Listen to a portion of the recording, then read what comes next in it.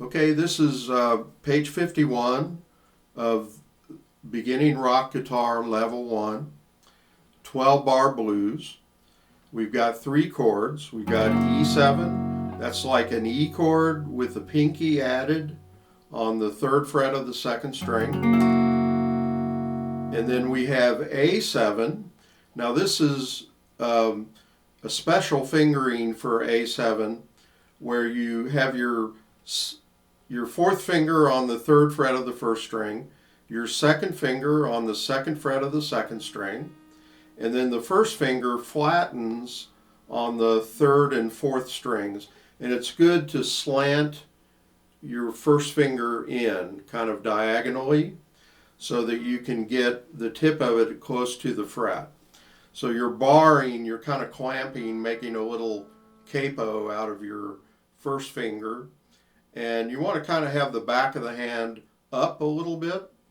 And that's a really good fingering for A7. I mean, some people do it like that with a bar, but you can do more with this fingering. You got to trust me on that. It's really good blues fingering. You can add other notes, do stuff like that, do a vibrato.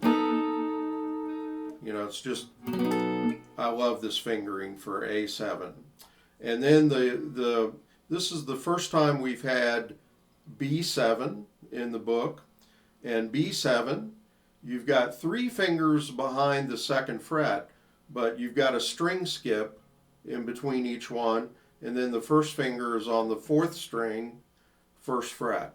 And your second finger, if you've got fat enough fingers, you want it to touch the sixth string and mute it. And just get in the habit of doing that, because otherwise it sounds pretty ugly if the sixth string is ringing open on a B7 chord.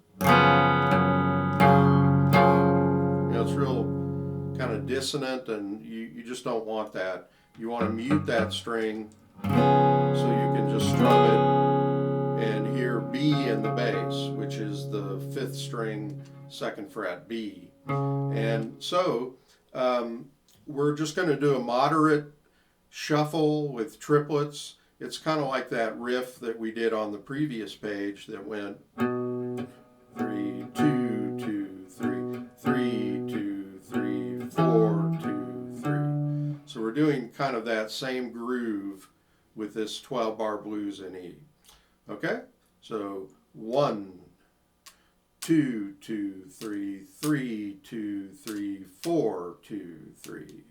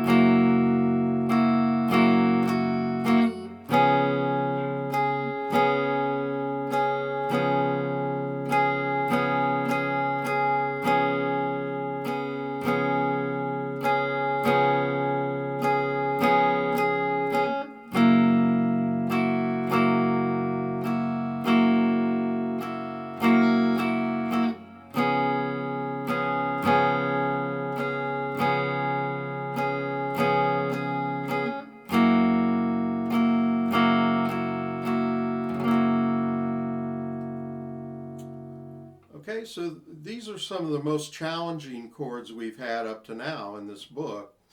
With the E7, you want to kind of think of the second and third fingers like they're as if they were duct taped together. They're just right next to each other. And then the first finger will kind of bow out that way, and the pinky bows out the opposite way. You can see I've got separation between the first and second finger quite a bit. No separation between these two, and then a little bit of separation between the pinky and the third finger. So these are kind of bowing out like that. You might, first place the E, like we've had the E chord quite a bit, and then add the second finger, and just go ahead and let it kind of lean to the right, that pinky. And check your strings. Make sure they're all ringing. If one of them is kind of dead, you have to work on that, try to get them all ringing. The A7, like I say, that's a special fingering. Think of 2 and 4 together, and then the first finger kind of comes in like that. So practice just putting your hand down on that chord. Like lift it up and then put it down on there and try to get used to that shape, the feel of it. It might feel very unusual to flatten one finger. What you don't want to do is to flatten both the second and the first fingers. You want the second finger really bent, but the first finger is, like I say, kind of like a capo there. And then the B7, that's going to be a challenging chord. You really need to angle and sort of pivot the hand around this way and get the second, third, and fourth. You should be able to get them all right up to the fret. If your hand is too parallel, what will happen is each finger will be a little further and a little further from the fret, and you're probably not even going to get a good note with that second finger that far from the fret. But you can pivot the hand kind of like that, and then, like I say, mute the 6th string. But you might just, like let go of it and just see if you can grab that chord. Just, eventually your fingers are trained to know these shapes. Another thing you can do is carefully make the chord and then lift all the fingers and hold the shape hovering above the strings, and then put them down again, and then lift them again, put them down again, like that. So these chords might be kind of a struggle, but we're going to have them again later. We're going to do a little riff within the chord, like,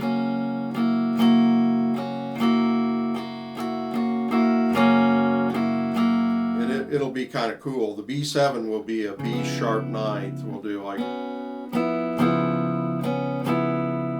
it's kind of a spicy sounding chord. That's a chord used in funk music a lot and jazz. But anyway, that's coming up a few lessons from now. So it's important to get the basic chords down first, and then later we'll do that extra riff with the chords. Okay, so that's the 12-bar blues in E.